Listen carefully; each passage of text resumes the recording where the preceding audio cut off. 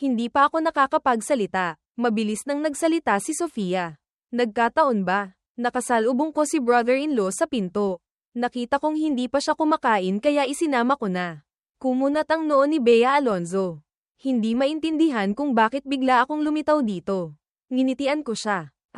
Ano kasi? Naisip kong sorpresahin ka kaya pinapunta ko ang driver dito.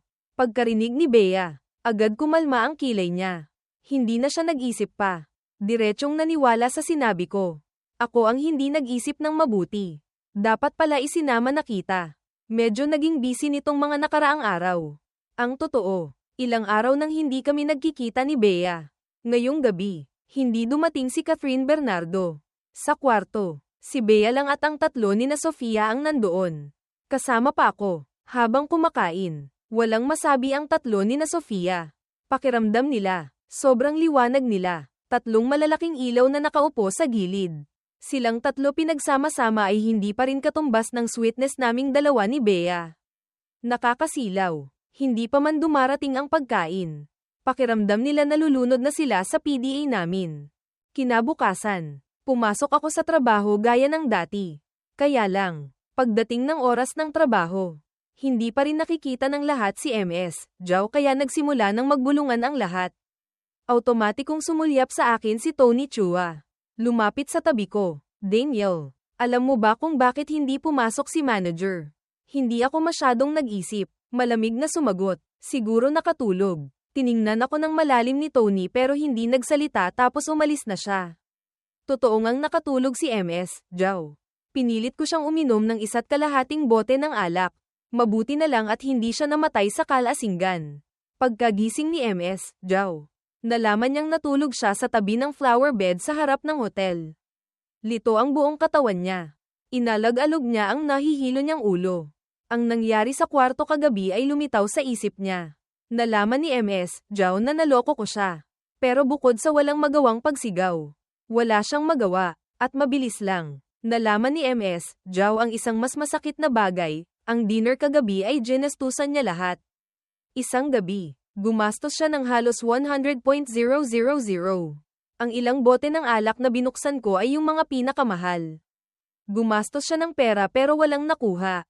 Naramdaman ni MS, Jow na natalo siya ng husto. Pasuray-suray na tumayo si MS, Jow. Casual siyang pumara ng taxi sa gilid ng kalsada. Pagkasakay ni MS, Jow sa kotse, sinabi niya ang destinasyon sa driver tapos diretsyong bumagsak sa likod na upuan. Pumikit para magpahinga. Hindi niya napansin na hindi taxi ang sinakyan niya at ang driver sa harap ay may masamang ngiti sa gilid ng labi. Sunod-sunod na 1 linggo, hindi lumitaw si MS, Jow sa kumpanya. Dahil dito, kahit ako ay hindi makaintindi. Pinilit ko lang uminom si MS, Jow ng mahigit 1 bote ng alak. Ang pinakamalala ay malasing siya ng 1 araw at 1 gabi. Hindi naman siguro aabot sa 1 linggong hindi papasok sa kumpanya. Pero hindi ko napansin. Medyo kakaiba ang tingin sa akin ni Tony. Oras ng tanghalian. Hinarang ako ni John Cruz sa pantry. John, anong kailangan mo? Ginamit ni John ang mapanghamak na tingin para suriin ako mula ulo hanggang paa. Biglang napangisi. Daniel, huwag ka nang magkunwari pa. Alam ko na lahat. Nalilito ako. Anong alam mo na? Mapang-inis ang boses ni John. 1 linggo na ang nakalipas. Nung gabing yun, magkasama kayo ni Manager Jow sa hotel. Tama, nagulat muna ako tapos malamig na nagsalita. Paano mo nalaman? Naiinis na sinabi ni John. Huwag mo nang itanong kung paano ko nalaman. Hindi mo inaasahan no? Dati, pinipilit mo pang malinis ka. Ngayon ako naman, umirap ako. Ipinagkrus ang mga braso ko sa dibdib. Walang pakialam na tiningnan si John. O tapos, anong gusto mong sabihin? Ang kalmado kong ugali. Walang kahit anong pagkataranta o pagkailang. Hindi nakita ni John ang inaasahan niyang epekto. Medyo hindi siya natuwa. Daniel, isang taong gumagamit ng maruming paraan para umangat na tulad mo. Ang kalmado mo pa rin. Sobrang kapal ng mukha mo. Halos matawa ako sa taong ito. John, hindi pa ba sapat yung aral dati? Naghahanap ka na naman ng away. Namutla ang mukha ni John. Maingat siyang umatras ng ilang hakbang. Lumayo sa amin. Anong gagawin mo? Sinasabi ko sa'yo. Ngayon, may ebidensya ako. Tinaasan ko siya ng kilay. Anong ebidensya? Patanjin nga. Mayabang na kinuha ni John ang telepono niya. Ipinakita sa akin ang isang litrato. Halatang litrato ko ito at ni Ms. Zhao na pumapasok sa hotel. Hindi maganda ang resolution ng litrato. Halatang kuha ng patago. Kahit nakita ko na ang litrato, hindi pa rin ako nataranta. Isang litrato lang naman. Wala rin namang ibig sabihin. Nung araw na yun, pumunta kami ni Ms. Zhao sa hotel para makipagkita sa kliyente. Inirapan ako ni John. Makipagkita sa kliyente. Daniel, pwede bang tigilan mo na yung biro mo? Trainee ka lang. Anong karapatan mong makipagkita sa kliyente? Bukod pa dyan, sino ba namang makikipagkita sa kliyente sa hotel? Halatang may relasyon kayo ni Manager Zhao. Tiningnan ko si John sa harap ko. Pinipilit niya talagang pagtambalin kami ni Ms. Zhao. Sobrang wala akong magawa. John, pinakita mo talaga sa akin ang pagkakaiba-iba ng mga nilalang. Akala mo ba lahat kasing bulag mo? Gusto mo yung klase ng tao tulad ni Ms. Zhao? O baka lihim mong mahal si Ms. Zhao kaya sinasadya mong sir-an ako? Ang ingay sa pantry ay nakaakit ng maraming katrabaho. Sunod-sunod silang tumakbo para manood ng gulo. Dahil gusto ni John na pagtambalin kami ni Ms. Zhao. Ako na ang uunang kumilos. Nagulat na tiningnan ako ni John. Nagsimulang manginig ang kamay niyang may hawak na telepono. Halatang sobrang nainis. Ako, hindi ako kasing desperado mo na kahit ano kakainin. Pati yung taong tulad ni Manager Zhao kaya mong sikmurain. Pumunta ka na sa hotel kasama siya. Takot ka pang umamin. Umirap ako. Nakita mo ba ng sarili mong mga mata na magkasama kami ni Ms. Zhao sa kama sa hotel? O kumuha ka ba ng litrato naming magkayakap? Ah, kaya pala gusto mo si Manager Zhao ng ganyan. Sinusundan mo pa pala siya. Huwag kang mag-alala. Siguradong hindi ako makikipag-agawan sa'yo. Halatang hindi ko kalaban si John. Sa sandaling ito, mukha siyang tandang na bumubuka ang balahibo. Pinipilit ni John na may relasyon kami ni Ms. Zhao. Ipinakita niya sa ibang katrabaho ang litrato namin ni Ms. Zhao. Ang mga katrabahong hindi alam ang katotohanan ay tiningnan ako. Ang mga mata nila ay naging mapanghamak. Akma pa lang akong magsasalita. Biglang umalingaw-ngaw mula sa karamihan ng isang boses ng babae. Pwede akong magpatunay para kay Daniel. Sabay-sabay na napunta ang tingin ng lahat. Nakatuon kay Tony na nakatayo sa labas ng karamihan. Sa ilalim ng tingin ng lahat. Dahan-daang pumasok si Tony. Tumayo sa gitna namin ni John. Kinukumpirma ko, nung gabing yun, totoong pumunta si Daniel sa hotel kasama si Manager Zhao.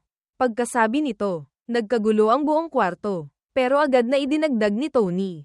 Subalit, totoong pumunta sila para makipagkita sa kliyente. Nakita ni John na lumabas si Tony para tumulong sa akin magpatunay. Umirap siya. Tony, ikaw at si Daniel. Mula nang pumasok kayo sa kumpanya. Ganyan na kayo kalapit. Hindi mo matiis na makita siyang napapagalitan kaya sinasadya mong lumabas para magsinungaling. Diba? Mahigpit na ikinuyom ni Tony ang kamay niya. Wala akong ginagawa. Sinasabi ko ang buong katotohanan. Nung araw na yun, dumaan ako sa pinto ng opisina. Narinig ko. Medyo nagulat akong sumulyap kay Tony. Nung araw na yun, nag-uusap kami ni Ms. Zhao sa opisina. Narinig pala lahat ni Tony. Hindi pa rin sumusuko si John. Oo, puro salita lang. Sinong maniniwala? Sinabi mong pumunta sila para makipagkita sa kliyente. E di pumunta nga sila. Mula nang malaman kong tina-target ako ni Ms. Zhao. Sa tuwing papasok ako sa opisina ni Ms. Zhao, nagre-record ako. Sa harap ng lahat, pinatugtog ko ang recording. Sabi ni Ms. Zhao, mamaya pagkatapos ng trabaho. Huwag kang umalis. Sumama ka sa akin para makipagkita sa kliyente. Sabi ko, pasensya na po, Manager Zhao. Hindi po ito trabaho ng isang trainee na tulad ko. Idiniin ni Ms. Zhao. Nasa probationary period ka pa lang. Isasama na kita para makipagkita sa kliyente. Makikita mo kung gaano kita pinapahalagahan. Sige, lumabas ka na. Bago pa ako hanapan ng gulo ni John. Naghanda na ako. Ang recording na ito ay sapat na para ibalik ang katotohanan. Pagkatapos patugtugin ng recording, malamig kong tiningnan si John. Ang mukha niya ay nagbago-bago ng kulay na parang color palette. Malamig akong ngumiti sa kanya. John, sa susunod, bago ka magbintang ng iba, mag-research ka muna ng maayos bago ka pumunta. Sa pakikipag-away sa'yo, pakiramdam ko iniinsulto ko ang sarili kong talino. Pagkasabi nyon, hinayla ko si Tony. Akmang aalis na. Sa likuran, umalingaw-ngaw ang walang magawang pagsigaw ni John. Daniel, anong ipinagmamalaki mo? Hindi naman ako ang kumuha ng litrato. Kung alam ko lang, hindi ko na pinakialaman ang gulo na to. Hindi ko ipinahalata ang nararamdaman ko. Bahagyang pinaikit ang mga mata. Hinayla si Tony papunta sa hagdanan tapos huminto. Napahigpit ang labi ni Tony. Dumiretso ako sa punto. Tinanong siya, nung araw na yon sa pinto ng opisina ni MS, Zhao. Gaano karami ang narinig mo? Natigilan si Tony. Puno ng pagkataranta ang mukha. Narinig ko lang si Manager Zhao na sinabihan kang huwag umalis pagkatapos ng trabaho. Makipagkita sa kliyente. Tinanong ko ulit. Wala nang iba. Yutal-yutal si Tony. Wala na. Dumaan lang ako noon. Narinig ko lang. Tiningnan ko siya. Matagal bago ako ngumiti. Kanina. Salamat sa pagtulong mong magpaliwanag at magpatunay. Sunod-sunod na iwinagayway ni Tony ang kamay niya. Walang anuman. Hindi ko lang matiis yung ginagawa ni John na pagbibintang sa'yo ng ganon. Alam kong hindi ka ganoong tao. Tiningnan ko siya ng may sinseridad. Salamat, Tony. Kinabukasan pagkatapos ng insidente sa pantry. Si MS, Zhao na nawala ng isang linggo ay sa wakas ay lumitaw na. Pero medyo espesyal ang paraan ng paglitaw niya. Nakabenda ang dalawang paa ni MS, Zhao. May mga pasa at pamamaga sa mukha niya. Mukhang sobrang kaawa-awa. Nang makita ko si MS, Zhao na ganito. Natigilan din ako ng matagal. Hindi kaya nalaman na ni ate o ni tatay ang tungkol sa pang-aapi sa akin ni MS, Zhao. Pero naisip ko ulit, inalis ko na ang ideyang ito. Kung nalaman ito ni na tatay at ate, wala na sanang MS, Zhao ngayon. Lumapit ang mga alipores ni MS, Zhao. Tiningnan ang mga sugat sa katawan ni MS, Zhao. Puno ng gulat ang mukha. Manager Zhao, nahulog po ba kayo sa kanal? Katatapos lang magsalita ng taong iyon. Iniabot pa ang kamay para marahang hawakan si MS, Zhao na nasasaktan. Huminga siya ng malalim. Mausisa rin akong lumapit. Gustong manood ng gulo. Sino ba namang mag-aakala na pagkakita sa akin ni MS, Zhao? Automatiko siyang gustong tumakbo. Pero sayang, parehong nakabenda ang dalawang paa niya. Hindi makakatakbo si MS, Zhao. Akala ko pa naman natakot si MS, Zhao dahil sa pinilit ko siyang uminom ng alak nung gabing yun. Mahina akong nagtanong, Manager Zhao, okay lang po ba kayo? Lumunok si MS, Zhao. Pilit na kinokontrol ang ekspresyon niya. Okay lang. Bakit kayo nakapaligid sa akin? Alis. Tapos na ba ang trabaho nyo? Pinalibutan si MS, Zhao. Nakita ito ng mga alipores. Nagkatinginan. Nahihiyang umalis. Akma na akong aalis. Biglang umalingaw-ngaw mula sa likod ang boses ni MS, Zhao. Daniel, sumama ka sa akin sa opisina sandali. Lumingon ako. Sinulyapan ang dalawang nakabendang paa ni MS, Zhao. Sumilay ang ngiti sa mukha ko. Kailangan ko po bang ako mismo ang magtulak ng wheelchair para sa inyo? Nanginig ang katawan ni MS, Zhao. Hindi na kailangan. Hindi na kailangan. Kaya ko. Hirap na pinaikot ni MS, Zhao ang wheelchair papunta sa opisina niya. Hindi rin ako nagmamadali. Dahan-daang naglakad sa likod. Walang kahit anong intensyong tumulong. Hinintay kong makarating sa wakas si MS, Zhao sa opisina. Ang buong katawan niya ay parang hinango lang sa tubig. Lumingon siya. Napakagalang ng boses. Pakiusap. Pakisara ang pinto. Nagulat ako sa ugali ni MS, Zhao. Walang imik. Diretsyong isinara ko ang pinto ng opisina. Puno ng ngiting nanunuyo ang mukha ni MS, Zhao. Upo ka. Huwag kang mapagod. Hindi rin ako nagpakipot. Diretsyong hinayla ko ang upuan at umupo. Puno ako ng kuryosidad na tiningnan si MS, Zhao sa tapat. Manager Zhao, kayo po ay. Nalaman din ni MS, Zhao na masyadong malaki ang pinagbago ng ugali niya sa akin. Pero wala siyang magawa, nitong mga nakaraang araw na nakahiga siya sa ospital. Labis siyang nagsisisi na kinalaban niya ang isang tulad kong malas. Ang kwento nito ay nagsimula noong araw na magising siya pagkatapos ng kalasingan. Nung araw na yun, umalis si MS, Zhao sa pinto ng hotel. Sumakay sa isang kotse. Hindi siya inihatid ng kotseng iyon pauwi. Nang mapansin ni MS, Zhao na may mali. Saka lang niya na lamang dinala siya sa isang abandonadong bodega. Sa paligid ay nakatayo pa ang ilang malalaking lalaki na may mga tattoo. Ang leader nila ay nakangisi. Kita ang mapuputing ngipin. Tiningnan si MS Zhao na tumalon pababa mula sa truck. Isang kamay ang sumabunot sa buhok ni MS Zhao. Mabangis ang boses. Ikaw pala ang gustong mang-api sa kapatid ko. Tama, si MS Zhao ay likas na duwag.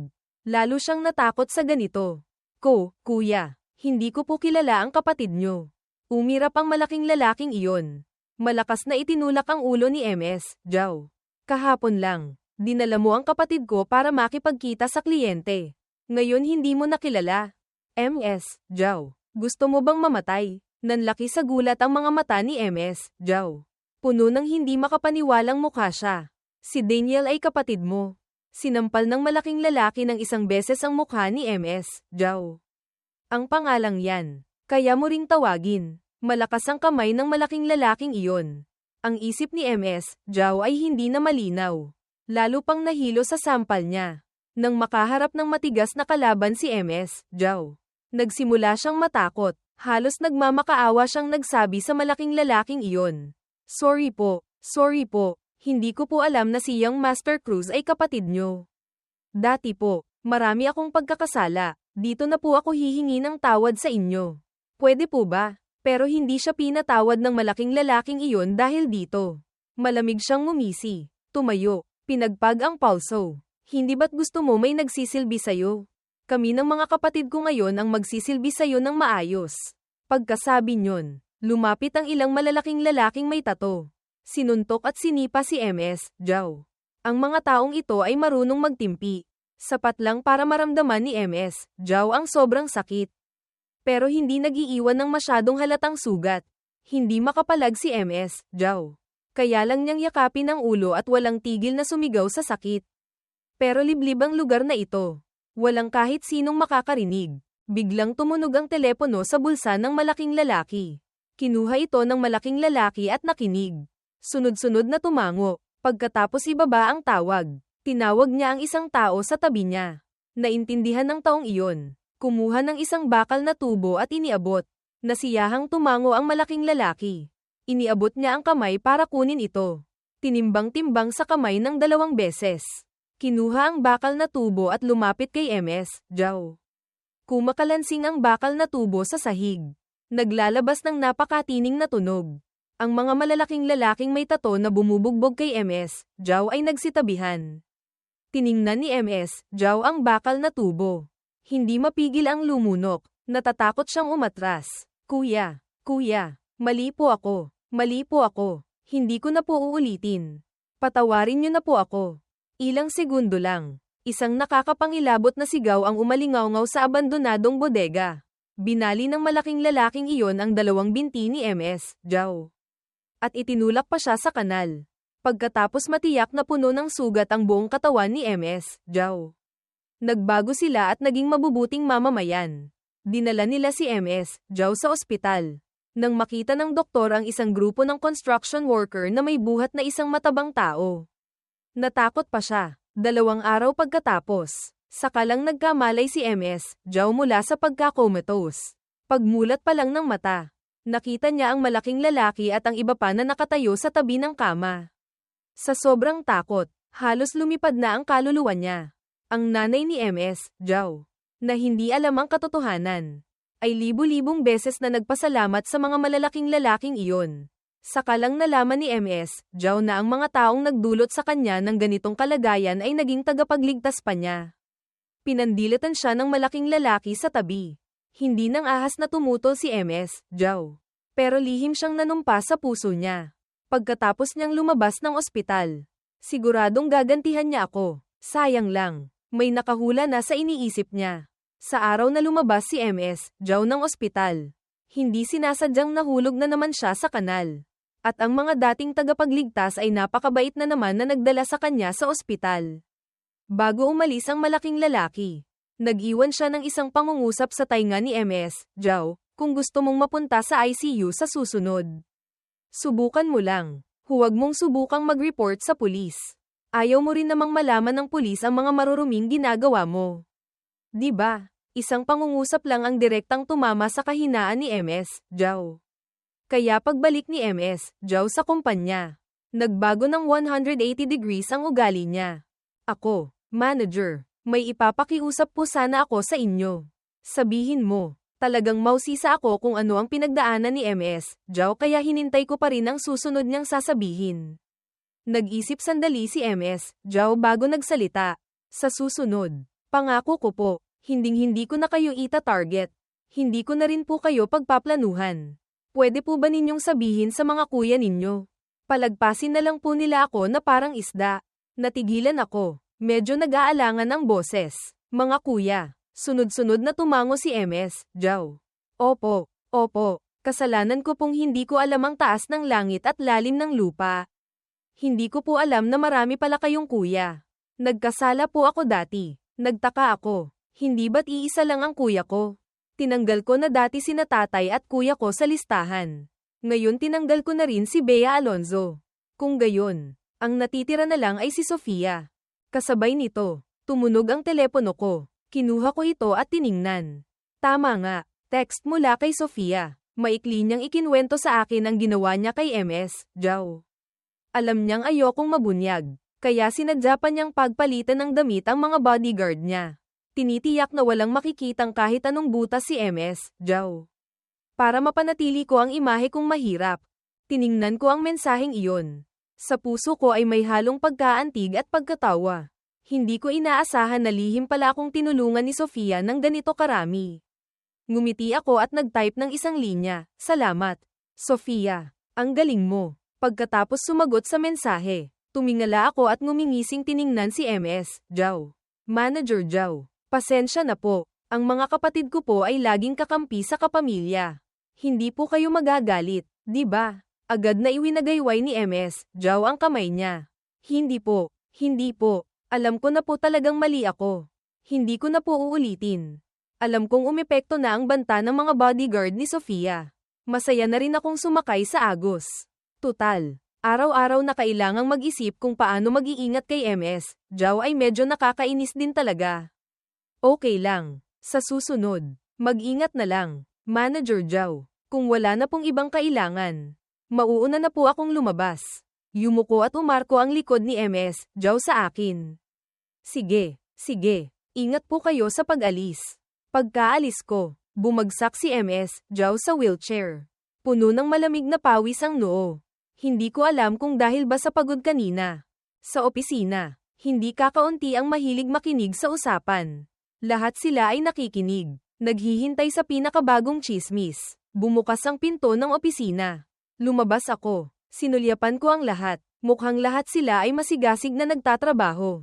Nag-isip ako sandali, lumingon at sinabi kay MS, Zhao sa loob ng opisina. Salamat po, Manager Zhao, sa pagkilala sa trabaho ko. Patuloy po akong magsisikap. Pagkasabi niyon, isinara ko ang pinto ng opisina. Diretsyong bumalik sa pwesto ko. Umupo at nagsimulang magtrabaho. Sumilip ang ulo ni Tony Chua. Daniel, okay ka lang ba? Lumingon ako at ngumiti sa kanya.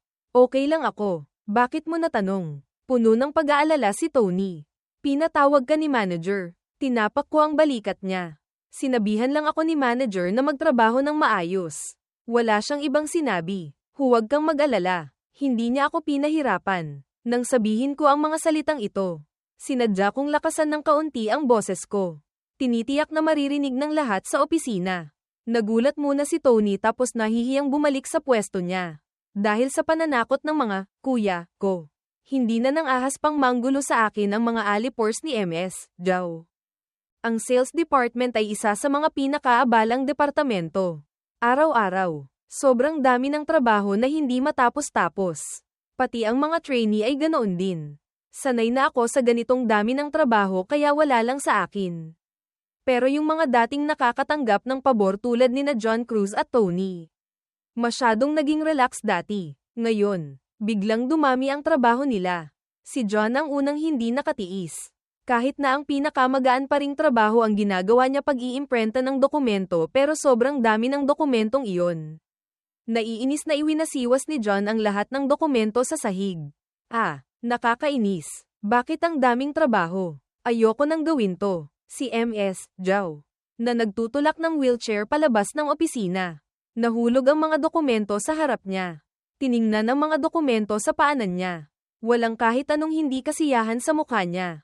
Diretsyong itinuro ni MS, Zhao si Tony. Pulutin mo agad ang mga dokumento sa sahig. Natigilan sandali si Tony. Automatikong sumulyap sa akin. Pero wala akong kahit anong reaksyon. Kinagat ni Tony ang ibabang labi niya. Nagsimulang tanggapin ang kapalaran. Tumayo at isa-isang pinulot ang mga dokumento sa sahig. Pagkatapos pulutin, akmang ilalagay na ni Tony sa mesa ni John nang marinig niyang nagsalita si MS, Zhao. Anong ginagawa mo dyan? Hindi mo ba nakikitang busy si John? Tulungan mo siyang iuwi yan para gawin. Nanigas si Tony. Pero trabaho yan ni John. Umirap si MS, Zhao. Agad na nanahimik si Tony. Sa dami ng tao sa opisina, walang kahit isa ang nagsalita para sa kanya. Kahit ako, na dating laging tumutulong sa kanya, ay pinili ring manahimik ngayon. Medyo nadismaya si Tony, pero hindi siya nang ahas na direktang kalabanin si MS, Zhao. Kaya dinala na lang niya ang mga dokumento pabalik sa pwesto niya. Nakitang may kaati na siya sa trabaho. Sa wakas ay sumilay na rin ang ngiti sa mukha ni John. Tiningnan niya si MS, Zhao. Binigyan siya ng isang mapaghangang tingin. Nakita ito ni MS, Zhao. Ang ilang araw na inis sa puso niya ay sa wakas ay nabawasan. Biglang napunta ang tingin niya sa akin. Abala ako sa trabaho sa pwesto ko. Hindi ko man lang siya sinulyapan.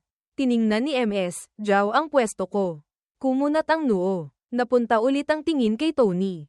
Biglang nagsalita, Tony, mamaya kapag libre ka, makipagpalit ka ng pwesto kay Daniel. Sabay kaming nagulat ni Tony. Tumingala kay MS, Zhao. May tonong hindi pwedeng tumanggi si MS, Zhao. Nagpatuloy siya. Hindi ba naging epektibo ang sinabi ko? Sunod-sunod na tina-target. Lalong naging helpless si Tony. Lihim niyang sinulyapan ako. At sa wakas ay sinulyapan ko rin siya tapos si MS, Zhao. Hindi na po kailangan. Manager Zhao. Okay na po ako dito. Kumunat ang noo ni MS, Zhao. Ayaw niya rin sana. Pero naisip niya ang mga, kuya, ko. Automatikong nanginig ang katawan niya. Sabi kong magpalit.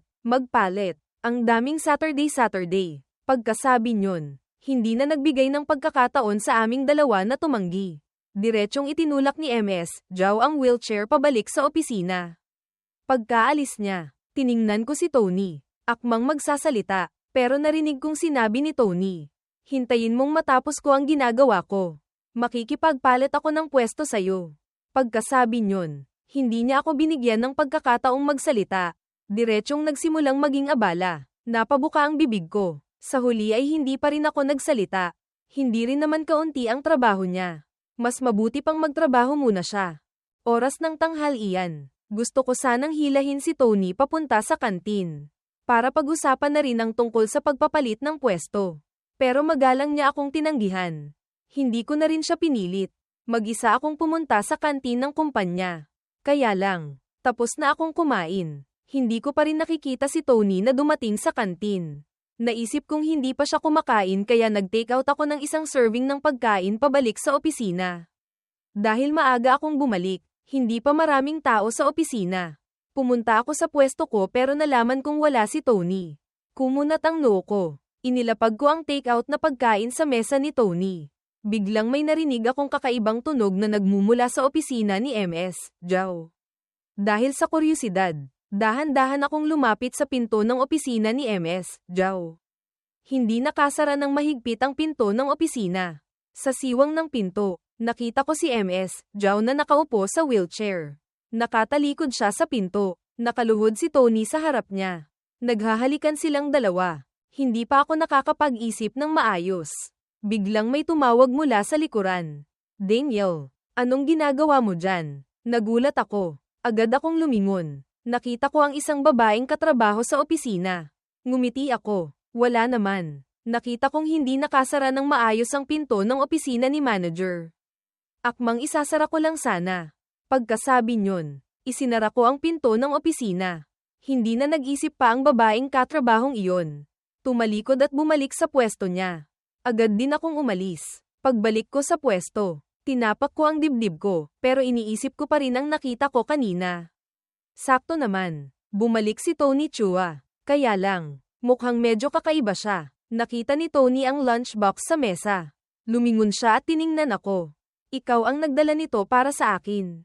Nahimasmasan ako. Sinulyapan ko siya. Napunta ang tingin ko sa medyo mapula at maganyang labi.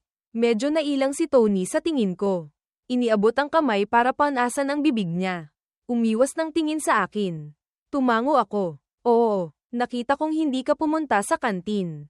Akala ko masyado kang busy kaya walang oras. Kaya dinalhan kita ng isang serving. Bilisan mo nang kumain. Malamig na. Biglang iwinasiwas ni Tony Chua ang lunchbox sa mesa. Ang kanin at sabaw sa loob ay diretsyong tumapon sa sahig. Marami pang tumalsik sa akin. Sinong nangangailangan ng pagpapanggap mong kabaitan? Akala mo ba mahirap ako na hindi makakain? Natigilan ako. Lumamig din ang ekspresyon sa mukha ko. Mabuti lang naman ang intensyon kong dalhan ka ng pagkain. Kung ayaw mong kumain, hindi mo kailangang gawin yan. Di ba? Kung masama ang loob mo, hindi yan dahilan para sa akin mo ibunton. Hindi ako taong walang pasensya. Dati, espesyal akong nagmamalasakit kay Tony dahil nakikita ko sa kanya ang dati kong sarili. Dati akong nabasa sa ulan kaya gusto kong payungan ng iba. Dati, nakikita kong masyadong mabait si Tony. Ngayon, nakikita kong ako pala ang pinakamartir. Ayokong makipagtalo kay Tony kaya kinuha ko ang pamalit kong damit. Pumasok ako sa CR. Mabilis akong kumilos. Pagkatapos magpalit ng damit, kinuha ko ang maruming damit pabalik sa pwesto ko. Pero nalaman kong ang mga gamit ko ay nalipat na sa dating pwesto ni Tony. Habang si Tony ay nakaupo sa dati kong pwesto, inaayos ang mga gamit niya. Nakita niyang bumalik ako. Hindi man lang niya ako sinulyapan. Malamig ang boses niya. Nailipat na ang pwesto mo. Huwag kang mag-alala. Walang nawawala sa mga gamit mo. Tiningnan ko si Tony. Bigla kong hinawakan ang pulso ni Tony at dumiretso kami papunta sa hagdanan. Natakot si Tony. Pilit na binabawi ang kamay niya pero hindi siya makawala. Ang eksena naming dalawang naghihilahan palabas ng opisina ay nagbigay na naman ng bagong pag-uusapan sa mga katrabahong mahilig magtsismisan sa opisina. Sa hagdanan, malakas na binawi ni Tony ang pulso niya mula sa kamay ko. Kabilang kamay niya ang humaplos sa pulso niya ng may hindi kasiyahang itsura. Bago pa siya makapagsalita, mabilis na akong nagsalita. Ikaw yung nasa opisina ni MS, Joe kanina. Di ba? Isang pangungusap lang ang direktang nagpawala ng kulay sa mukha ni Tony. Nanginginig ang mga labi ni Tony. Hindi siya makatingin ng diretso sa mga mata ko. Ayaw niyang magsalita. Nagpatuloy ako. Ikaw at si MS, Joe.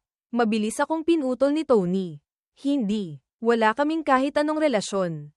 Ang nagmamadali niyang pagtanggi ay parang kumpirmasyon sa mga mata ko. Hindi ko mapigil ang malungkot. Tony, bakit mo ginawa yon? Hindi mo ba alam na may asawa na si MS, Joe? Napakapangit ng itsura ni Tony. Bigla siyang naging medyo emosyonal. Daniel, anong pinagkukunwari mo dyan? Nagawa mo na yan. Bakit ako hindi pwede? Gulat ko siyang tiningnan. Anong sinasabi mo? Anong ginawa ko? Nawala ang takot sa mukha ni Tony. Napalitan ito ng pang-iinsulto. Anong pinagkukunwari mo dyan? Naunahan mo na akong umakyat sa kama ni MS, Joe. Bakit ako hindi pwede? Malinaw naman. Malinaw naman na lahat ng ito ay dapat para sa akin. Napanganga ako sa gulat. Halos matalo ako sa loika ni Tony. Hindi ko talaga maintindihan kung ano ang sinasabi ni Tony. Anong ako ang nauna? Anong lahat ng ito ay dapat para sa'yo? May hindi ka ba naiintindihan? Galit na pinandilatan ako ni Tony. Nung araw na yon sa pinto ng opisina ni MS, Joe. Malinaw kong narinig na ako ang balak niyang isama para makipagkita sa kliyente. Ikaw ang umagaw ng pagkakataon ko. Kung hindi ko napalampas ang pagkakataong iyon, paano ka makakatanggap ng pabor mula kay MS, Joe? Malinaw naman na dati, ako lang at si John Cruz ang may karapatang makatanggap ng pabor. Nanlaki ang mga mata ko sa gulat. Hindi ko inaasahan na ang tahimik na si Tony pala ay ganito ang tingin sa akin sa likuran. Mabilis na umikot ang isip ko. Agad kong naisip ang litrato sa kamay ni John noong pinagbintangan niya ako dati. Lahat ng mga hula ko dati ay nakumpirma. Ang pagpunta namin ni MS, Joe sa hotel para makipagkita sa kliyente ay ako lang. Si MS, Joe. At si Tony lang ang nakakaalam. Kung gayon, saan galing ang litratong iyon? Malinaw na ang sagot. Nandidiri ako dahil minsan akong nakisimpatya kay Tony. Malamig at malayo ang tono ko. Maniwala ka man o hindi. Wala akong inagaw na kahit anong pagkakataon mula sa'yo. Sa puntong ito, pwede mong kausapin si MS, Zhao. At bilang katrabahong trainee, huli kong taus-pusong payo sa'yo. Huwag kang lumiko sa maling landas. Pagkasabi nyon, umalis ako ng hagdanan ng hindi lumilingon. Pero hindi ako bumalik sa opisina. Bigla kong gustong makita si Bea Alonzo. Pero hindi ako nagmadaling hanapin siya. Kinuha ko muna ang telepono ko at nagpadala ng text. Bea, busy ka ba? Gusto sana kitang makita sandali. Pwede ba? Pagkapadala ng mensahe, mabilis na sumagot ang kabilang panig. May oras ako. Papababain ko ang assistant para sunduin ka. Medyo humingi pa ng opinyon ang tono. Gaman ng kaunti ang pakiramdam ko. Nag-isip ako sandali, sumagot ng sige. Maghihintay ako sa labas ng elevator. Pagkapadala ng mensahe, dumiretso ako papunta sa labas ng elevator. Sa daan, nakasalubong ko ang ilang katrabahong kara-rating lang. Nakitang palabas pa rin ako. Medyo nagulat sila. Nagdahilan akong may pupuntahan lang ako sa labas tapos nagmamadaling umalis. Natanggap ni Leo ang utos ni Bea. Diretsong bumaba para sunduin ako. Pagkakita niya sa akin, natigilan sandali si Leo. Sa labas ay kalmado pa rin pero sa loob-loob niya ay nagtitili na parang manok. Mukhang nalaman ko na ang maliit na sikreto ni MS, Bea. Sinabi niya sa akin, Mr. Daniel, tama po ba? Sumunod po kayo sa akin. Sa tulong ko, unang beses nakasakay si Leo sa private elevator ni Bea. Pagdating ng elevator sa 18th floor, dinala ako ni Leo sa opisina ni Bea. Itinulak niya ang pinto ng opisina. Pero wala ang anino ni Bea sa loob. Nagtataka akong tumingin kay Leo. Agad na intindihan ni Leo. Dahan-daang nagsalita. Nasa meeting pa po si MS, Bea. Young Master Cruz, maghintay po muna kayo sandali. Tumango ako. Medyo nahihiya. Pero sa isip ko ay nagrereklamo. Hindi ba sabi niya hindi siya busy? Kung alam kong busy siya, hindi na sana ako umakyat. Pero naghintay ako sandali. Nakitang hindi pa rin bumabalik si Bea Alonzo. Tumayo ako at nagsimulang maglakad-lakad sa loob ng opisina. Nang bumalik si Leo sa meeting room, tumingala lang si Bea sa kanya ng isang beses tapos nagpatuloy sa pakikinig sa ulat ng kanyang mga subordinate. Ang telepono ni Bea ay nakalagay lang sa mesa. Hindi man lang umilo, hindi rin kinuha. Bumalik si Leo sa pwesto niya at nagsimulang magtrabaho. Pero halatang medyo wala siya sa focus. Paulit-ulit siyang tumitingin kay Bea, ang kanyang direct superior. Nakalmadong-kalmado. Si Leo naman ay medyo nag-aalala. Nararamdaman niyang si Daniel ay siguradong hindi ordinaryong tao. Ang opisina ni Bea ay hindi pa kailanman pinapasukan ng ibang kasarian. Kaya nahulaan ni Leo na si Daniel ay isang espesyal na nilalang para kay Bea. Pero kung espesyal na nilalang na pala, bakit parang hindi man lang nagmamadali ang boss niya? Sakto namang nagtataka si Leo. Nagsalita si Bea. Ang mga natitira, paikliin na lang ang report sa sitwasyon ng trabaho. Isang pangungusap lang ang direktang nagpaningning sa mga mata ni Leo. Nagkatinginan ng mga manager sa ilalim niya. Tapos inayos nila ang kanilang mga salita. Ginamit ang pinakamaikling lengguwahe para i-report ang kanilang trabaho. Ang meeting na inaasahang tatagal ng 2 oras ay direktang naipit sa 1 oras. Pagkatapos ng meeting, hindi na nag-aksaya pa ng oras si Bea. Tumayo at dumiretso papunta sa opisina. Nagkatinginan ng lahat, hindi alam kung ano ang nangyari. Nararamdaman nilang mukhang nagmamadali si MS, Bea ngayon. Totoo ngang nagmamadali si Bea. Una, ayaw niyang paghintayin ako ng matagal. Pangalawa, ayaw niyang i-postpone ang meeting kaya napilitan lang siyang paikliin ang oras ng meeting.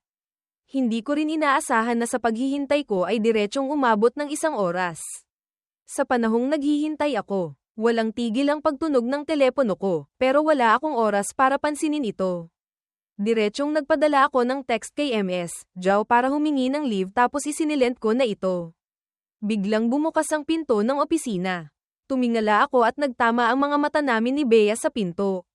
Hindi ko mapigil ang ngumiti. Isinara ni Bea ang pinto ng opisina.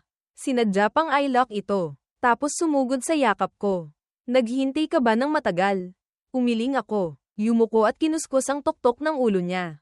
Nakangiti ang mukha ko. Hindi naman masyadong matagal. Kung alam kong ganito ka kabisi, hindi na sana ako pumunta. Mahinang tumawa si Bea. Mas hinigpitan ang yakap sa leeg ko. Hindi pwede. Nakapunta ka na. Huwag mo nang isiping umalis pa. Isang halik. Pwede ba? HMM. Pagkatango ko pa lang, dinampian na ng mga labi ni Bea ang labi ko. Automatiko siyang pumikit. Mahigpit na hinawakan ang kwelyo ng damit ko. Pumikit din ako. Tinugunan ang halik niya. Pinindot ko ang batok niya. Unti-unting pinalalim ang halik na ito.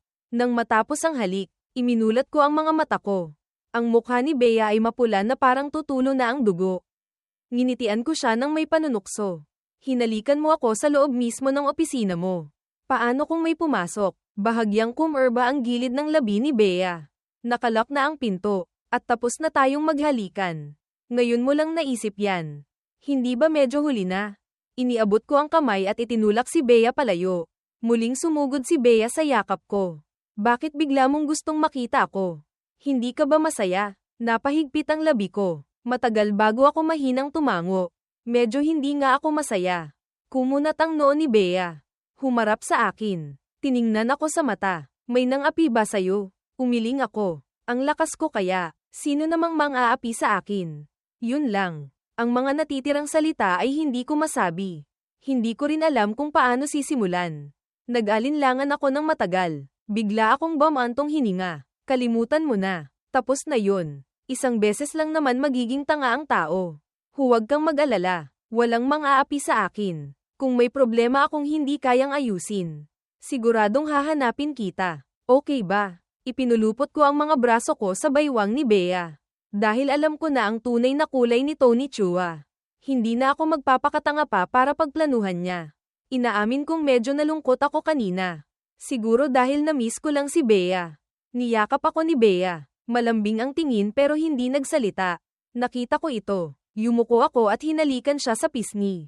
Huwag kang mag-alala. Hindi kita pipigil ang mag-imbestiga. Pero huwag kang kikilos. Hayaan mo akong umayos nito. Pwede ba? Tiningnan ako ni Bea ng malalim. Sa huli, walang magawang tumango siya. Magtatrabaho ka pa ba mamayang hapon? Umiling ako. Nag-leave na ako ng kalahating araw. Wala akong mapupuntahan. Pwede bang dito muna ako sa'yo ngayong hapon? MS, Bea. Ngumiti si Bea sa akin. Malugod kong tinatanggap. May gagawin pa ako mamayang hapon. Pwede. Nginitian ko siya. Okay lang. Uupo lang ako sa gilid. Hindi kita iistorbohin sa trabaho mo. Gawin mo na lang ang mga gagawin mo. Binitawan ko ang kamay kong nakayakap sa baywang ni Bea. Akmang uupo na ulit sa sofa pero umupo naman si Bea Alonzo sa kandangan ko. Tiningnan ko siya ng may pagtataka. Marahang inilapit ni Bea ang mukha niya sa mukha ko. Masyado nang malinaw ang ibig niyang sabihin. Ang ngiti sa gilid ng labi ko ay halos hindi ko na mapigilan. Lumapit ako. Akmang pagbibigyan ang maliit na hiling ng girlfriend ko. Pero nang malapit nang dumampi ang labi ko sa pisngi ni Bea, bigla siyang lumingon. Sakto namang dumampi ang halik ko sa mapula niyang mga labi. Kaya pala mas gusto ni Daniel na halikan ang labi ko. Hindi pa man niya natatapos ang salita. Diretsyong tinakpan ko ng kamay ang bibig ni Bea. Umalis ka na. Diretsyong itinulak ko siya palayo. Si Bea naman ay parang pasang kakakuha lang ng gusto. Tiningnan ako ng may malambing na itsura. Kinawian ko siya ng kamay. Bilisan mo na. Magtrabaho ka na. Tapos na ba lahat ng trabaho mo? May oras ka pang magpakatamad dito. Natawa si Bea. Sige na. Hindi na kita aasarin. Pagkatapos ng trabaho, ililibre kitang kumain. Pagkatapos pumasok ni Bea sa working mode, mabilis niyang nakalimutan na nandito pa pala ako sa opisina. Sa panahong iyon, pumasok din si Leo para magdala ng dokumento ng isang beses. Sa tuwing papasok siya, diretso ang tingin niya. Paglabas, diretso pa rin ang tingin. Ako naman, tulad ng sinabi ko, umupo lang sa gilid. Hindi umimik, hindi rin nanggulo. Kaya lang, paminsan-minsan ay tinititigan ko si Bea hanggang sa matulala. Napakaganda ni Bea. Maganda ang tindig. Sa iisang espasyo kasama ang ganitong tao. Mahirap talagang hindi ako maakit sa kanya. Biglang nagsalita si Bea. Daniel, hahayaan mo pa ba akong magtrabaho ng maayos? Ang malinaw at kaaya-ayang boses. Agad kong inalis ang tingin ko. Nagkunwaring kumuha ng cake sa coffee table para kainin. Pagkatapos ng sinabing iyon ni Bea, hindi na ako nang ahas pang tumitig sa kanya. Kaya kinuha ko ang telepono ko. Nagplanong maglaro para pampalipas oras. Hindi ko alam kung gaano katagal ang lumipas. Masyadong nakatutok si Bea sa trabaho. Biglang may narinig na mahimbing na paghinga. Tumingala si Bea papunta sa sofa. Nakita niyang hindi ko alam kung kailan ako nakahiga sa sofa at nakatulog. Ang kamay ko ay nakalaylay sa labas ng sofa. Hawak pa rin ang telepono. Nakitang malapit nang mahulog ang telepono sa sahig. Tumayo si Bea. Mabilis na lumapit sa tabi ng sofa. Tamang-tama niyang nasalo ito. Wala akong kamalay-malay. Tulog pa rin ako ng mahimbing. Lumuhad si Bea Alonzo sa tabi ng sofa. Tinitingnan ang natutulog kong mukha. Bahagyang umangat ang gilid ng labi niya. Dahan-dahan siyang yumuko. Marahang dumampi ang manipis niyang mga labi sa labi ko. Biglang umalingaw-ngaw ang boses ni Leo. Ay, Ms. Bea. Itong mga dokumentong ito, kailangan niyo pong pirmahan agad. Tingnan niyo po, ayaw sanang magsalita ni Leo. Pero ang mga dokumentong hawak niya ay talagang napaka-urgent. Kailangang pirmahan ni Bea. Pagpasok niya pa lang, nagkataong nakita niya ang eksenang ito. Napakaganda ng eksena. Hindi talaga siya nang ahas na magsalita. Wala man lang bahid ng hiya sa mukha ni Bea. Hindi siya lumingon pabalik. Marahan lang niyang inayos ang kumot ko. Saka lang sinabi kay Leo, ibigay mo rito ang mga dokumento. Agad inilapag ni Leo ang mga dokumento sa mesa ni Bea. Pagkatapos niyang pirmahan, muli niyang kinuha ang mga dokumento at marahang umalis. Bago lumabas si Leo, bigla niyang narinig na nagsalita si Bea. Tingnan mo kung may naging pagkakamali sa pinapagawa ko sa iyo dati. Napapitlag si Leo, nang may ugnay niya si Daniel sa pahingahan. Bigla niyang napagtanto na baka nasira niya ang dating ipinagbili ni Bea. Opo, Ms. Bea. Titingnan ko po agad. Nakaupo si Bea sa likod ng mesa. Nakatuon ang tingin sa pinto ng pahingahan. Malalim ang iniisip. Kanina, napansin na niya ang hindi tamang mood ko. Kailangan niyang malaman kung ano talaga ang nangyari. Sa pag-iisip sa taong mahal niya, na ngayon ay nakahiga sa harap niya. Hindi mapigil ang umangat ang gilid ng labi ni Bea. Nakatulog ako ng mahimbing. Pagmulat ko ng mata, nakita kong madilim na sa paligid. Huli na nang mapagtanto kong nakahiga pala ako sa sofa. Nagmamadali akong bumangon mula sa sofa. Kinapa ko ang switch ng ilaw. Ang telepono ay tahimik na nakalagay sa coffee table. Kinuha ko ito at tiningnan. 7:00 na pala ng gabi. Matagal nang tapos ang oras ng trabaho. Hindi pa ako umuuwi. Tama nga, may ilang missed calls mula kina tatay at kuya, Enrique Hill. Hindi na ako nagatubili pa. Agad ko silang tinawagan pabalik. Nalaman ng mag-ama na kasama ko si Bea. Kahit ayaw nila, medyo napanatag na rin sila. Pagkatapos akong paalalahanan na umuwi ng maaga. Ibinaba na ang telepono. Tumingala ako. Nakita kong lumitaw si Bea sa pinto ng opisina. Nakakrus ang mga braso niya. Nakasandal sa frame ng pinto. Nasa mukha niya ang pamilyar na lamang para sa akin. Gutom ka na ba? Dadalhin kita para kumain. Itinukod ko ang mga paa ko. Bumaba mula sa sofa. Lumapit sa tabi niya. Tapos na ba ang trabaho mo? Tumango si Bea. Hindi nauubos ang trabaho. Pero napaka-efficient ng trabaho ko ngayon. Pwedeng umuwi ng maaga. Tara na. Dadalhin kita para kumain. Nagligpit kami sandali tapos sabay na umalis ng opisina. Papunta sa restaurant. Naalala ko ang tungkol sa pagkatulog ko sa opisina ni Bea. Medyo nahiya ako. Pagkatulog ko. Hindi ba ako nakaistorbo sa trabaho mo? May iniisip si Bea. Nang marinig ito, sumilay ang ngiti sa gilid ng labi niya. Medyo nakaistorbo nga. Natigilan ako. Ha, tahimik naman akong natulog ah. Siguradong hindi kita nainggayan. Biglang lumapit si Bea sa harap ko. Napakatahimik nga. Pero dahil nandyan ka, hindi ako makapag-concentrate. Natigilan na naman ako tapos nalaman kong inaasar niya pala ako. Iniabot ko ang kamay at itinulak si Bea palayo. Tiningnan ako ni Bea. Pero ang nasa isip niya ay ang tungkol sa pag-iimbestiga ni Leo.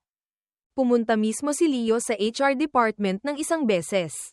Tinanong ang tungkol sa dating ipinagbilin niya sa kanila. Bilang resulta, hindi inaasahan na nagkamali ang mga taga-HR sa taong dapat bigyan ng pabor. Ang orihinal na dapat bigyan ng pabor ay si Daniel. Sa huli ay naging isang nagngangalang Tony Chua. Ang mga nangyari sa sales department, Hindi na kailangan pang personal na itanong ni Leo. Alam na niya kung ano talaga ang nangyari. Nang marinig niya ang nilalaman, muntik nang matamba si Leo. Dala ang pakiramdam ng pagiging martir. Ikinwento niya ang mga bagay na iyon kay Bea. Napahigpit ang labi ni Bea. Hindi nagsalita, hindi rin nagbago ang ekspresyon sa mukha niya. Pansamantalang hindi mahulaan ni Leo ang iniisip niya. Kaya nanginginig lang siyang nakatayo sa tabi. Sa huli, hindi tinanggal ni Bea si Leo. Maliban sa pagkakamali sa bagay na ito. Maganda ang kakayahan ni Leo sa trabaho at hindi siya yung tipong boss na nabubulag sa ganda. Sumiksik si Bea sa yakap ko. Malambing ang boses. Nasaktan ka ba? Napatigil ako tapos naintindihan ko na. Siguradong alam na lahat ni Bea. Iniabot ko ang kamay at niyakap ang baywang ni Bea. Hindi ako nasaktan. At huwag kang mag-alala. Hindi na ako magiging tanga ulit. Kung hindi ako ginagalaw, hindi ako gagalaw. Hindi rin ako tatayo lang para saktan. Tumango si Bea. Ang Daniel ko ang pinakamagaling. Para pagaanin ang loob ko. Dinala ako ni Bea para kumain ng masarap na pagkain. Dahil dito, nawala lahat ng kaunting hindi ko kasiyahan sa puso. Pagkatapos kumain, para maiwasan na kainin ako ng buhay ng mag-ama, tatay at kuya, ng pamilyang Cruz. Diretsyong inihatid ako ni Bea pauwi. Ang balitang kami na ni Bea ay maituturing na ring alam na ng mga nakatatanda sa dalawang pamilya. Kaya pagkababa ng kotse, hinawakan ako ni Bea sa kamay papunta sa lumang mansyon ng pamilyang Cruz. Nagkaintindihan kaming naglakad ng mas mabagal. Umaasang mas humaba pa ng kaunti ang daan pauwi. Lumingon ako, mula sa anggulo ko. Ang perpektong profile lang ni Bea ang nakikita ko. Pero tingnan mo man sa kahit anong anggulo. Napakaganda talaga ng taong ito.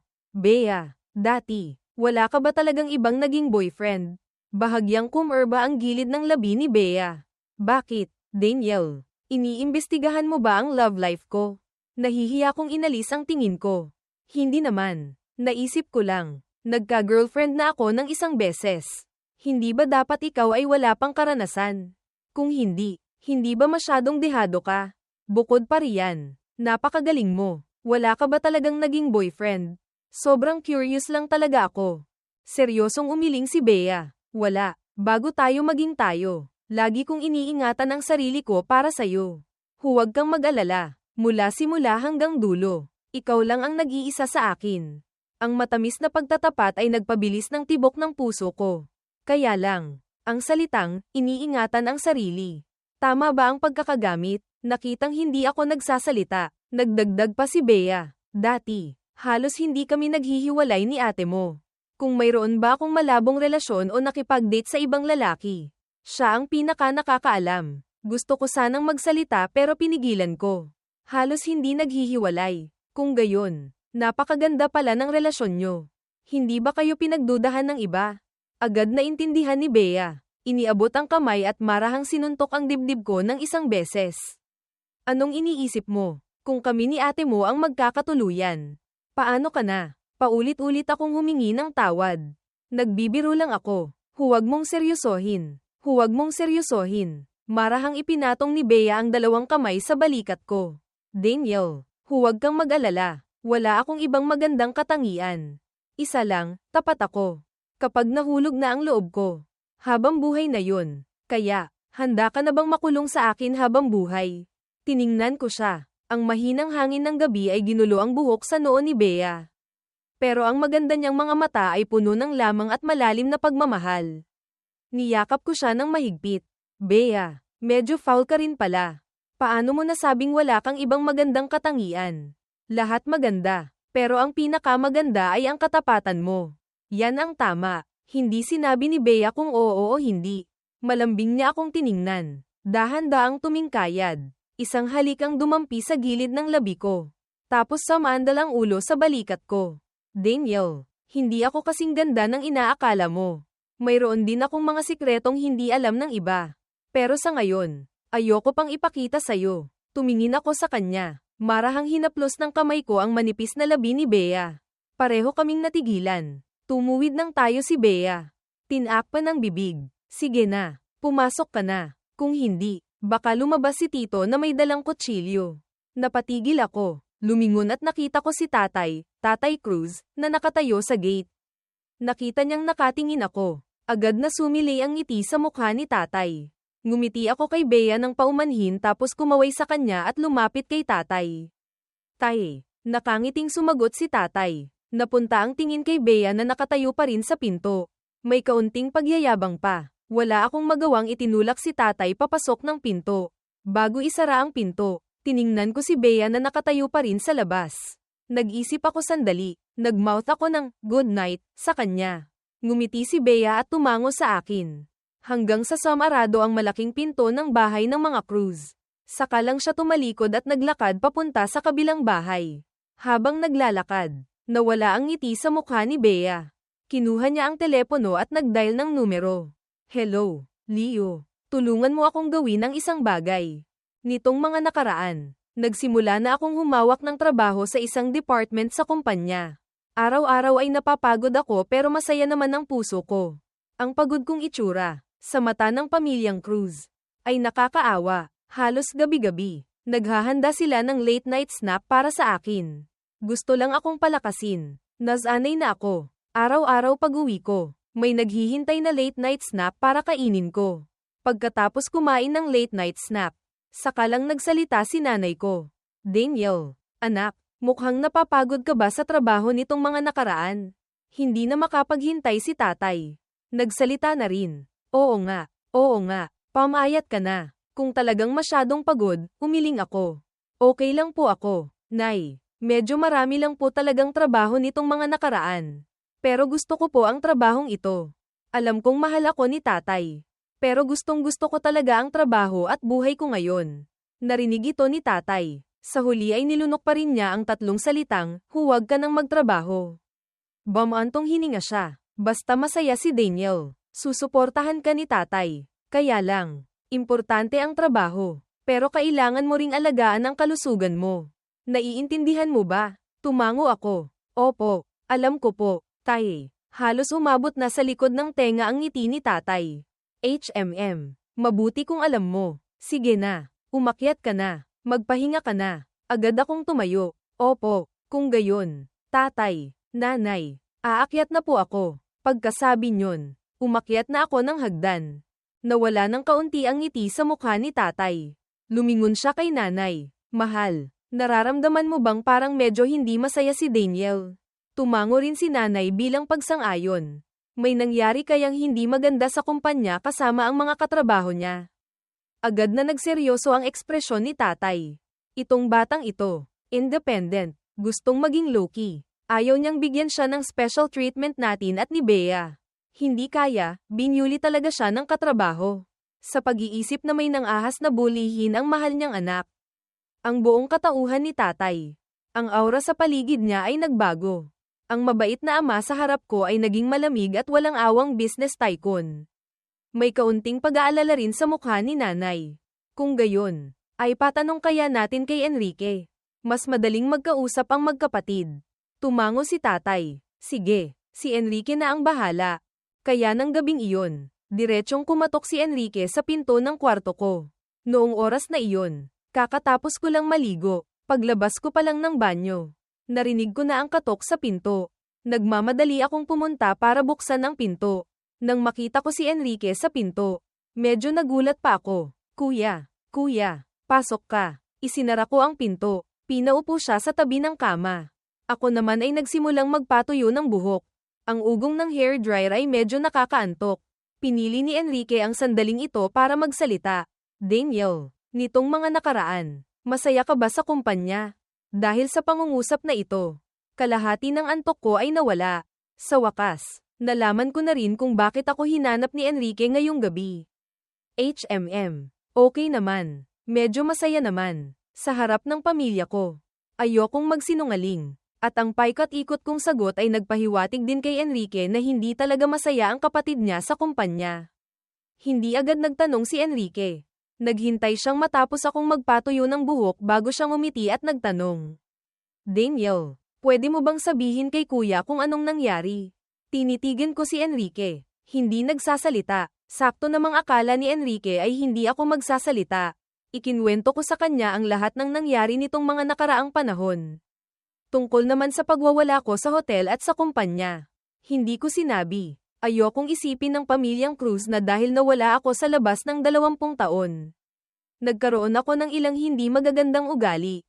Alam ni Enrique na siguradong hindi ko sinabi lahat. Pero halos 8 o 9 sa 10 bahagi na rin ang nasabi ko. Hindi na rin nagtanong pa si Enrique. Kung gayon, yung nagngangalang Tony Chua ang nagpasama ng loob mo. Natahimik ako ng ilang segundo. Sa huli ay tumango. Hindi nagsalita si Enrique. Nagsalita ako. Kuya, sa tingin mo ba, mali ba talaga ang ginawa ko? Inalis ni Enrique ang pag-iisip niya. Tiningnan ako sa harap niya. Bumantong hininga ng isang beses. Daniel, hindi ka mali, dahil sa simpatsya mo kay Tony. Mas inalagaan mo siya, dahil yan sa ugali mo. Pero alam mo rin naman, minsan, ang mabuting intensyon ay hindi laging may mabuting kapalit. Tumango ako. Alam ko po, kuya, ang totoo. Bago ko hanapin si Bea, napag-isipan ko na ng mabuti. Nagpasya akong igalang na lang ang kapalaran ng iba sa susunod. Hindi na ako magiging mabait nang walang kabuluhan. Ngumiti si Enrique. Yan ang Daniel na kilala ko. Kahit anong mangyari, kami ang sandalan mo. Huwag kang matakot. Naantig akong nagsalita. Kuya, salamat po. Lumabas si Enrique sa kwarto ko. Paglingon niya, nakita niya sina nanay at tatay hindi kalayuan. Nagulat si Enrique. Pinilit niyang pigilan ang sarili para hindi sumigaw. Baka magising. Kagigising ko lang mula sa pagkakatulog sa kwarto. Hinailan niya sina nanay at tatay pababa ng hagdan. Tatay, nanay, bakit hindi pa kayo tulog? Puno ng pag-aalala ang mukha ni tatay. Wala man lang bahid ng pagod. Enrique, kumusta ang kapatid mo? Napahigpit ang labi ni Enrique. Si Daniel, sa kumpanya. Medyo hindi nga masaya kasama ang katrabaho niya. Isang trainee na kasabay niyang pumasok sa kumpanya. Trainee? Anong ginawa ng trainee na yon? Inayos ni Enrique ang mga salita. Ikinwento ang tungkol sa pagtulong ko kay Tony tapos ay hindi siya naintindihan. Agad na nagdilim ang mukha ni nanay at tatay. Sinabi niyang nilalandi ng anak natin ang manager. Bulag ba ang asong yun? Kahit sino ba karapat dapat sa Daniel natin? Nakitang halos magwala na si tatay. Agad siyang hinailan ni nanay at Enrique. Inalo ni nanay si tatay. Mahal, kalma lang, kalma lang. Sumang-ayon din si Enrique. Tay, huwag kang ma-excite, huwag kang ma-excite. Sa pagpapayo ng dalawa, sa wakas ay medyo bumalik sa katinoan si tatay. Medyo pangit ang itsura niya. Yung trainee na yun, alam ni Enrique kung ano ang gustong sabihin ni tatay. Nasa Fujitech pa rin siya. Nasa probationary period pa rin.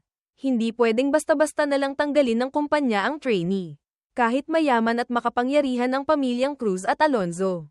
Hindi sila yung tipong gumagawa ng bagay na hindi sumusunod sa proseso ng kumpanya. Kahit nakakainis si Tony, pansamantala, wala rin silang magagawa sa kanya. Halos nakasulat na sa mukha ni tatay ang 3 salitang, hindi masaya. Wala nang magawa si nanay. Isang hindi importanteng tao lang naman.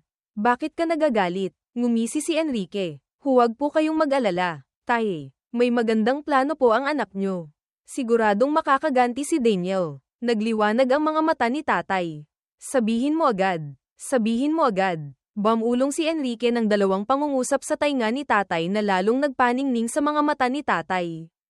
Kung gayon, bukas pupunta ako. Pinigilan siya ni Enrique. Hindi pwede. Sa bagay na ito, hindi pwedeng lumitaw sina tatay at ate. Puno ng pagtataka ang mukha ni tatay. Parang may kaunti pang sakit sa puso. Bakit? Natawa si Enrique. Tay, sina tatay at ate, pareho kayong public figures. Sino ba namang hindi makakakilala sa mukha niyong dalawa? Sa bagay na ito, ako ang pinakaangkop na pumunta. Pagkasabi niyon, sinenyasan ni Enrique si nanay. Agad na intindihan ni nanay. Inakbayan ng asawa niya. Oo nga, ipagkatiwala na lang natin ito kay Enrique. Ganoon ka busy ang trabaho mo sa kumpanya. Saan ka pa kukuha ng oras? Halika na, matulog na tayo. Gusto pa sanang pumalag ni tatay. Pero diretsong hinailan na siya ni nanay pabalik sa kwarto. Nakitang samarado na ang pinto ng kwarto ni nanay at tatay. Lihim na nakahinga ng maluwag si Enrique. Sa sandaling ito, lubos siyang nagpapasalamat na hindi siya nagtrabaho sa kumpanya ng pamilya nila. Kung hindi, Ang trabahong personal na tulungan ng kapatid na gumanti ay hindi mapupunta sa kanya. Sa pag-iisip sa malaking palabas bukas ng umaga, medyo na-excite si Enrique. Mabilis siyang bumalik sa kwarto niya. Nagsimulang maghanda para bukas. Sa sandaling ito, mahimbing akong natutulog. Hindi ko pa alam kung gaano karaming magagandang palabas ang naghihintay sa akin. Kinabukasan, pagbaba ko ng hagdan, nakita kong nakaupo na sa tabi ng hapagkainan ang pamilyang Cruz. Naghihintay sa akin. Mabilis akong tumakbo pababa ng hagdan. Agad na naakit ang tingin ko sa napaka-eleganteng si Enrique. Kuya, ang gwapo mo naman ngayon. Tiningnan ako ni Enrique. Binigyan ako ng tingin na, magaling kang tumingin. Sa tabi, agad na sumimangot sina Tatay at Catherine. Ang ganitong sandali ng kasikatan. Dapat sa kanila lang. Hindi ko napansin ang kakaiba nilang kilos. Pagkatapos kumain ng almusal, akma na akong lalabas ng pinto. Hindi inaasahan. Sumabay sa akin si Enrique palabas ng pinto at sumakay pa sa iisang kotse. Medyo hindi ko naintindihan. Kuya, walang nagbago sa mukha ni Enrique. Ngayon, may kaunti akong gagawin kay Bea kaya sabay na tayo. Hindi na ako nag-isip pa ng marami. Sa daan, nagbiro at nagtawanan pa kami ni Enrique. Tulad ng dati, ipinarada ng driver ang kotse sa dating lugar. Pagbaba ko ng kotse, akma pa lang akong magsasalita. Biglang may narinig na boses ng lalaki sa likuran. Anong ginagawa mo dito? Mabilis akong lumingon at nakita ko si John na may gulat na itsura. Nakatayo siya hindi kalayuan sa likuran ko. Katatapos lang magsalita ni John. Naglakad na siya papunta sa akin. Hindi na ako nag-isip pa. Diretsyong isinara ko ang pinto ng kotse. Nang akmang bubuksan ni John ang pinto ng kotse, hinawakan ko ang pulso niya. Anong ginagawa mo? Sinulyapan ako ni John. Biglang napangisi. Bakit? Takot kang makita ko kung ano ang itsura ng matandang mayaman mo. Ang masakit sa taingang boses ay nagpakunot ng noo ni Enrique sa loob ng kotse. Medyo naging pangit din ang itsura ng driver. Matagal ko nang alam. Mula sa bibig ni John. Wala kang maririnig na kahit kalahating magandang salita. Dati, hindi ko pinapansin ang taong ito. Ngayon din. Kaya lang, hindi pa ako nakakapagsalita. Bumaba na ng kotse si Enrique. Paglabas niya, nakita siya ni John. Natulala siya.